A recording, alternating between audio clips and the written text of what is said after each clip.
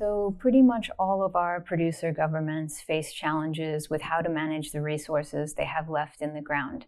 We have governments that are afraid that they have resources that will become stranded and never monetized as climate change concerns cause demand destruction.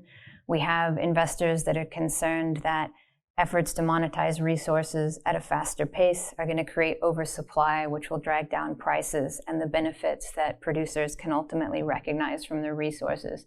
It's a very difficult challenge to manage given the uncertainties involved.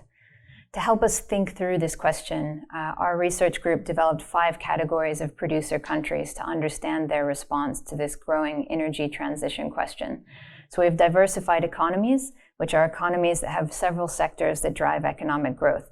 Oil and gas is generally one, but not the main one. We then have net importers. We have frontier states, which are your emerging producers.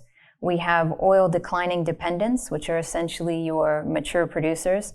And we have what we call Petro states, so states that are highly reliant on oil and gas, but tend to have ample resources and reserves remaining. And when we look across these 5 categories, we see very different approaches coming from governments to the energy transition question. So diversified economies traditionally have the most pressure from their political structure, from their civil society to respond to climate change. And they've generally been the leaders in climate change action and regulation, but traditionally that's been focused on the downstream. So this is now where we see an increased push to move that regulation into the upstream sector, but quite varied will across these producers to take that regulation to different extents. So if you're an upstream investor looking at diversified countries like the US, like the UK, like Canada, you're definitely looking at the potential for demand destruction, civil society protests. You're looking almost certainly at increased regulatory burden related to operational regulations, but also taxation. And you're looking at policy volatility. As governments push into regulating the upstream, they're likely to have more disagreements between the central and the state or provincial level governments that could lead to quite a lot of policy swings.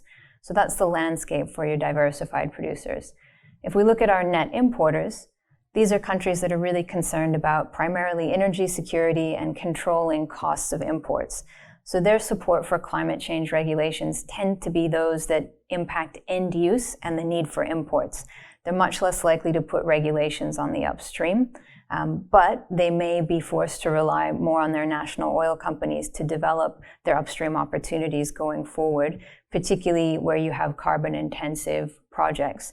But the fact that you do have demand in the market does offset monetization risk for investment. If we look at our frontier states, these are some of the most exposed.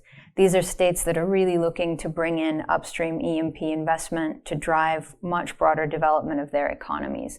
So these are the governments that are most likely, as this climate energy transition pressure grows, to improve fiscal terms to keep investment coming in. So the concerns for upstream investors in these markets tend to be less on the climate-related regulation side, more on the ability to attract financing, particularly as investor criteria around projects increases, and then of course pre-existing monetization risks. If we look at our oil-dependent or mature declining producers, we see a focus on really maximizing resource production in the near term to capture the upside that's there, but a willingness to commit to longer-term climate-related goals. So this is where you have regulatory risk that comes in on a bit of a slow burn, if you will, but bigger problems in the near term about materiality of resources and decommissioning obligations that can weigh on investment decisions. And then finally, we have our petro states. So these are our highly dependent, tend to have big resources, tend also to have very capable national oil companies and financing for a lot of our projects. So these are the countries where you really have a desire from the government to have a long-term future for the industry because it drives their economies. So they'll be looking at any measures that extend the lifespan and the reputation of the industry, but they're really only looking for investment where their national oil companies lack either technology or financing capacity for projects. So a narrower set of opportunities, if a more stable one.